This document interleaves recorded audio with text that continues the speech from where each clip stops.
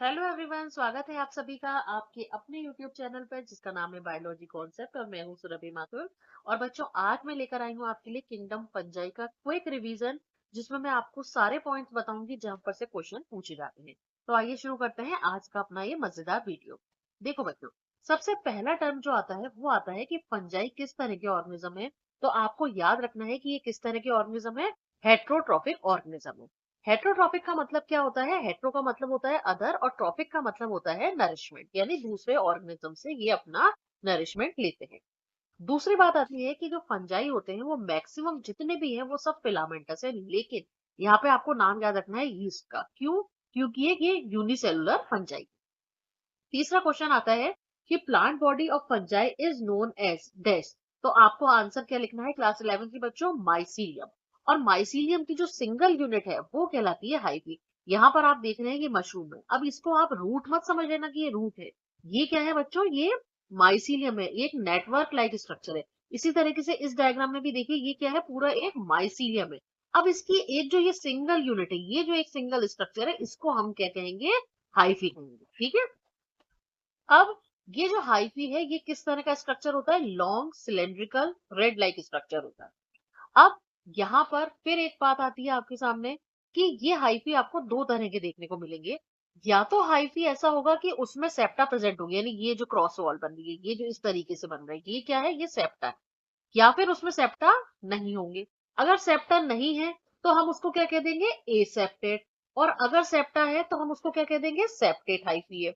अब आप खुद ही सोचो कि अगर इसमें सेप्टा प्रेजेंट नहीं है तो यानी सारे के सारे न्यूक्लियस क्या है? एक ही सेल के अंदर मौजूद है, एक ही जगह मौजूद है। तो इस तरह के हाइफी को हम क्या कहते हैं? फिनोसिटिक हाइफी। यानी जब मल्टी न्यूक्लिएटेड साइटोप्लाज्म हो तब उस तरह के हाइफी को हम कहते हैं सीनोसिटिक हाइफी। यहाँ पर क्या होगा? सेप्टा एब्सेंट होंगे। जबकि अब यहाँ पे देखो, यहाँ पे क्या है? ये एक सेल है, सेप्टा बन रहा है, यहाँ एक न्यूक्लियस है। फिर ये दूसरी सेल आई, यहाँ पे एक न्यूक्लियस है। फिर ये तीसरी सेल आई, यहाँ पे एक न्यूक्लियस है। तो यहाँ क्या है? सेप्टा का फॉर्मेशन है, जबकि यहाँ पे क्या है? सेप्टा एब्सेंट है। चौथा जो क्वेश्चन आता है वो आता है बच्चों मोस्ट इंपॉर्टेंट, जो नीट में भी पूछते हैं और क्लास 11 के लिए भी इंपॉर्टेंट है, कि जो फंजाई की सेल वॉल है वो किसकी बनी होती है? तो आपका जवाब क्या होगा? काइटिन और पॉलीसेकेराइड की बनी होती है। उसके बाद हम बात करते हैं, यहाँ पे से फिर एक क्वेश्चन आता है कि जो फंजाई का जो क्लासिफिकेशन है, फंजाई को हम चार क्लासेस में क्लासिफाई करते हैं। वो क्लासेस कौन कौन सी है? फाइकोमाइसिटीज, एस्कोमाइसिटीज, बेसिडियोमाइसिटीज और ड्यूटेरोमाइसिटीज। ये जो क्लासिफिकेशन किया जाता है, इस क्राइटेरिया को लेकर क्वेश्चन पूछा जाता है। अब वो क्राइटेरिया क्या हो सकता है? वो क्राइटेरिया तीन है। पहली बात, morphology of mycelium. Morphology of mycelium का मतलब हुआ कि जो माइसीलियम है वो सेप्टेट है, एसेप्टेट है, सीनोसिटिक है, ब्रांच्ड है, अनब्रांच्ड है। Mode of spore formation. Mode of spore formation का मतलब क्या होता है? कि जो सेक्सुअल रिप्रोडक्शन और एसेक्सुअल रिप्रोडक्शन है उसके दौरान जो स्पोर बनते हैं वो एक्सोजिनसली फॉर्म हो रहे हैं या एंडोजिनसली फॉर्म हो रहे हैं, या कौन से स्पोर बन रहे हैं। और तीसरी बात है कि इन फंजाई में कौन सी फ्रूटिंग बॉडी देखने को मिलेगी। यानी कि जैसे अगर आपको बात करूं मैं एस्कोमाइसिटीज की, तो एस्कोमाइसिटीज में एस्कोकार्प मिलेगी। बेसिडियोमाइसिटीज की बात करूं तो वहां बेसिडियोकार्प मिलेगी। तो यानी कौन सी फ्रूटिंग बॉडी मिल रही है, इस बेस पर फंजाई का क्लासिफिकेशन किया गया है। तो तीन क्राइटेरिया कौन कौन से हैं इस पर से भी क्वेश्चन पूछा जाता है। तो आपको तीनों नाम याद रखने हैं, morphology of the mycelium, mode of spore formation और फ्रूटिंग बॉडी। अब हम देखते हैं, अब मैं आपको पूरी कोशिश करूंगी कि इस वीडियो लेक्चर के दौरान आपको पूरा का पूरा ये याद करा दूं, पूरा का पूरा क्लासिफिकेशन। तो देखो, सबसे पहले तो आपको चारों क्लासेस के नाम याद रखने हैं, फाइकोमाइसिटीज, एस्कोमाइसिटीज, बेसिडियोमाइसिटीज और ड्यूटेरोमाइसिटीज। अब इसकी एक छोटी सी ट्रिक मैं आपको बताती हूँ कि इन चारों क्लासेस का नाम कैसे याद रखा जाए। तो बच्चों, आप लोगों ने एक गेम सुना होगा पबजी। तो पबजी की जगह ना याद रखिए पब डी, हम याद रखते हैं PAB और डी। पी से क्या हुआ? पी से हुआ फाइकोमाइसिटीज, यहाँ पे मैं लिख देती हूँ पी। पी से हुआ फाइकोमाइसिटीज। ए से क्या हुआ? एस्कोमाइसिटीज। फिर बी, बी से क्या हुआ? बेसिडियोमाइसिटीज, यहाँ पे मैं लिख देती हूँ बी। और ये डी, डी से क्या हुआ? ड्यूटेरोमाइसिटीज। ठीक है। अब अब मैं आपको समझाती हूँ कि यहाँ पे जो फाइकोमाइसिटीज है उसका माइसीलियम कैसा होता है। यहाँ पे आपको एक नाम याद रख लो कि ये कैसा होता है? एसेप्टेट होता है। यानी कि इसमें सेप्टा नहीं मिलते। अभी मैंने आपको बताया था सेप्टा नहीं मिल रहे, यानी कि पूरा का पूरा साइटोप्लाज्म एक ही जगह मिल रहा है, तो इसीलिए क्या होंगे, उसमें बहुत सारे न्यूक्लियस देखने को मिलेंगे और इस कंडीशन को हम क्या कह देंगे, सिनोसिटिक कंडीशन। एक जगह आपको एसेप्टेट और सिनोसिटिक लिख के बाकी तीनों जगह किस तरह के मिल रहे हैं आपको, ब्रांच्ड सेप्टेट और ब्रांच सेप्टेट। हो गई बात याद। तो पहला क्राइटेरिया हमने फुलफिल कर लिया माइसीलियम का। दूसरी बात हमने करी थी एसेक्सुअल स्पोर्स और सेक्सुअल स्पोर्स। एसेक्सुअल स्पोर्स नाम से पता लग रहा है कहाँ बन रहे होंगे, एसेक्सुअल रिप्रोडक्शन के दौरान बन रहे होंगे। तो बच्चों फाइकोमाइसिटीज के मेंबर्स में आपको दो तरह के स्पोर्स देखने को मिलेंगे एसेक्सुअल रिप्रोडक्शन के दौरान। या तो जूस्पोर, अगर मोटाइल है तो उसको हम जूस्पोर कह देंगे, अगर नॉन मोटाइल है तो उसे हम एपनालोस्पोर कह देंगे। और ये एंडोजिनसली यानी कि अंदर की तरफ फॉर्म होंगे। सेक्सुअल रिप्रोडक्शन तीनों तरह का देखने को मिलेगा, आइसो, एनाइसो और ओगेमस, लेकिन फ्रूटिंग बॉडी इसमें नहीं मिलती। अब आ जाओ ड्यूटेरोमाइसिटीज पर। अब आपको लग रहा होगा कि मैडम अचानक से कैसे आप ड्यूटेरोमाइसिटीज पर चली गई, बीच में एस्को और बेसिडियो तो आपने छोड़ ही दिया। अब देखो मैं याद करा रही हूँ आपको। जैसे कि आप एक एंड ये मानो फाइकोमाइसिटीज, दूसरा एंड है ड्यूटेरोमाइसिटीज। अब देखो कितनी बढ़िया बात है कि फाइकोमाइसिटीज में सेक्सुअल रिप्रोडक्शन में आपको तीनों तरह के देखने को मिल रहे हैं, आइसो, एनाइसो और वोगेमस। लेकिन ड्यूटेरोमाइसिटीज में क्या है, तीनों एब्सेंट है, यानी ये पूरा 100% और ये बिल्कुल जीरो। तो यहाँ पे आपको याद रखना है बच्चों की ड्यूटेरोमाइसिटीज में सेक्सुअल रिप्रोडक्शन एब्सेंट है, और इसीलिए ड्यूटेरोमाइसिटीज को हम क्या कहते हैं, फंजाई इम्परफेक्टाई। इस पर से क्वेश्चन पूछा जाता है कि which class of the fungi is known as fungi imperfecti. तो हमारा आंसर क्या होगा, ड्यूटेरोमाइसिटीज। याद हो गई बात। तो हमने माइसीलियम का याद कर लिया, पूरा चारों का याद कर लिया। फिर उसके बाद सेक्सुअल रिप्रोडक्शन में हमने फाइको का याद कर लिया और ड्यूटेरो का याद कर लिया कि फाइको में तीनों तरह के हैं और ड्यूटेरो में एक भी तरह का सेक्सुअल रिप्रोडक्शन देखने को नहीं मिल रहा है। अब अपन बात करते हैं कि फ्रूटिंग बॉडी की। तो बच्चों फ्रूटिंग बॉडी यहाँ भी एब्सेंट है और यहाँ भी एब्सेंट है, ठीक है, ये भी याद हो गया। अब आ जाओ अपने इस पे सेक्सुअल रिप्रोडक्शन में ही। एस्कोमाइसिटीज में जो सेक्सुअल रिप्रोडक्शन होता है वो किसके थ्रू होता है, नाम से पता लग रहा है, एस्कोस्पोर्स के थ्रू। बेसिडियोमाइसिटीज में किसके थ्रू होता है, बेसिडियोस्पोर्स के थ्रू, ठीक है, याद रख लोगे ये बात। एस्कोमाइसिटीज में एस्कोस्पोर्स के थ्रू, बेसिडियोमाइसिटीज में बेसिडियोस्पोर्स के थ्रू। अब याद ये रखना है कि जो एस्कोस्पोर होती है बच्चों, एस्कोस्पोर बनते हैं एंडोजिनस। यहां पर से क्वेश्चन पूछा जाता है, एस्कोस्पोर्स का ओरिजिन जो होता है वो एंडोजिनस होता है। कैसे, समझो। देखो इसमें जो एस्कोमाइसिटीज होती है उसमें फ्रूटिंग बॉडी जो होती है वो बेटा कप शेप्ड होती है, जैसे आइसक्रीम का कप होता है ना। अब उसमें अंदर क्या होते हैं, जैसे कि मान लीजिए मैं आपको यहाँ पे ड्रॉ करके बताऊं, यहाँ पे इस जगह पे ये देखो इस तरीके का कप लाइक स्ट्रक्चर, ठीक।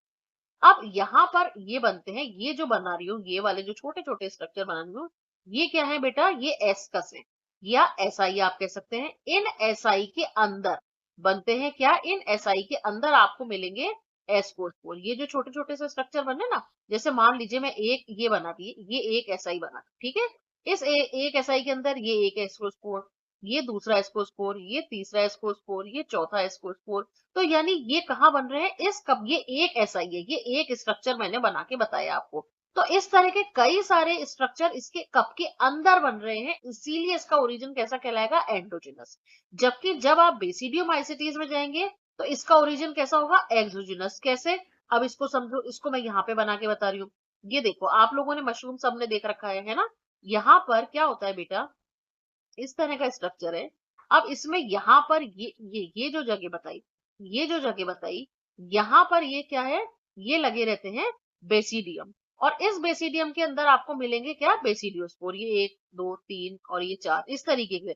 तो ये क्या बाहर लटक रहे हैं, तो इसीलिए इसको क्या कहेंगे, इसका ओरिजिन कैसा हुआ, एक्सोजिनस ओरिजिन होगा। समझ में आ गई बात। तो हमने माइसीलियम और सेक्सुअल रिप्रोडक्शन ये तो हमने याद कर लिया। एक किनारे पे सब कुछ, दूसरे पे कुछ नहीं। एस्कोमाइसिटीज का लॉजिक लगा दो एस्कोस्पोर, बेसिडियोमाइसिटीज का और लॉजिक लगा दो बेसिडियोस्पोर। एस्कस जो है वो अंदर की तरफ बन रही है, इसीलिए हम एंडोजिनस याद रख लेंगे। बेसिडियोमाइसिटीज में बेसिडियोस्पोर बाहर बन रहे हैं, इसलिए हम एक्सोजिनस याद रख लेंगे। और फ्रूटिंग बॉडी नेचुरली नाम से ही पता लग रहा है कैसी, एस्कोमाइसिटीज की फ्रूटिंग बॉडी कहलाएगी एस्कोकार, बेसिडियोमाइसिटीज की फ्रूटिंग बॉडी कहलाएगी बेसिडियोकार। समझ में आ गई बात। अब आ जाओ, हमने 3 पॉइंट्स याद कर लिए, अब हमारा बचा केवल ए सेक्सुअल रिप्रोडक्शन। अब देखो ए सेक्सुअल रिप्रोडक्शन ये मैंने अभी आपको बताया फाइकोमाइसिटीज में तो किसके थ्रू होता है, जूस्पोर या प्लानोस्पोर के थ्रू।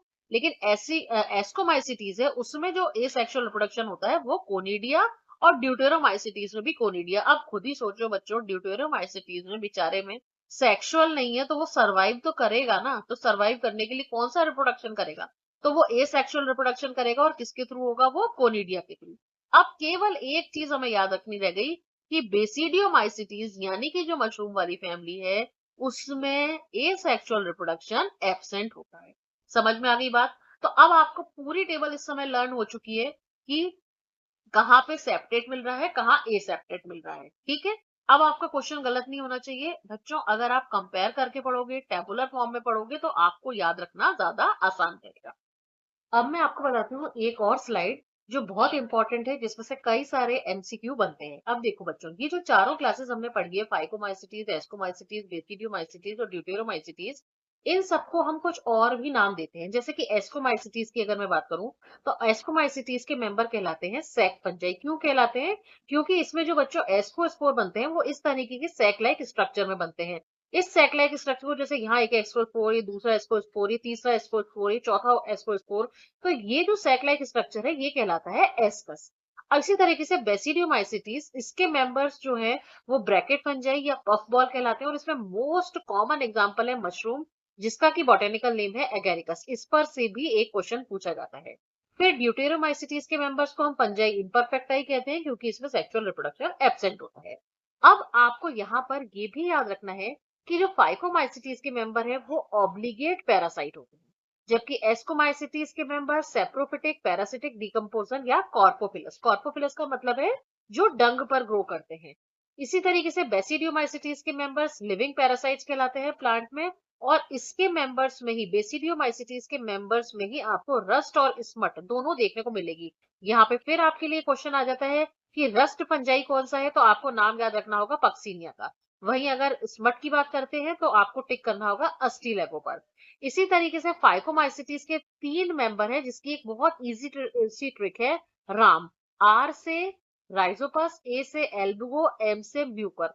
फाइकोमाइसिटीज की ये ट्रिक है, राम, राइसोपस, एल्बुगो और म्यूकर, जिसके थ्रू आप आसानी से मेंबर्स के नेम को याद रख सकते हैं। इसी तरीके से ड्यूटेरोमाइसिटीज है, इसमें तीनों मेंबर्स के नाम आपको याद रखने हैं, ऑल्टरनेरिया, कोलिटोट्राइकम और ट्राइकोडर्मा। इसकी एक ट्रिक है CAT, सी से कोलिटोट्राइकम, ए से ऑल्टरनेरिया और टी से ट्राइकोडर्मा। और एस्कोमाइसिटीज के 2 मेंबर्स आपको जरूर से याद रखने हैं, खास तौर पर एस्परजिलस और न्यूरोस्पोरा को, क्योंकि न्यूरोस्पोरा का यूज कई जेनेटिक रिसर्चेज में किया जा सकता है। तो ये हमारे आज के कुछ इंपॉर्टेंट फंजाई के मेंबर्स थे बच्चों। मैं इसमें डिस्क्रिप्शन बॉक्स में एक लिंक डाल दूंगी जिसमें मैंने 13 से 14 फंजाई के नेम्स दिए हैं और उनके क्या यूजेस हैं, जिसको लेकर अक्सर नीट में और क्लास 11th में 1 मार्क्स में क्वेश्चन पूछे जाते हैं। आज के लिए इतना बहुत है। अगर आगे आने वाला जो वीडियो होगा वो बायोलॉजिकल क्लासिफिकेशन के एमसीक्यूज को लेकर होगा, ताकि आपके कॉन्सेप्ट और क्लियर हो सके। अगर आज का वीडियो आपको पसंद आया हो तो प्लीज इसको लाइक करिएगा, शेयर करिएगा और चैनल को सब्सक्राइब करिएगा। Thank you very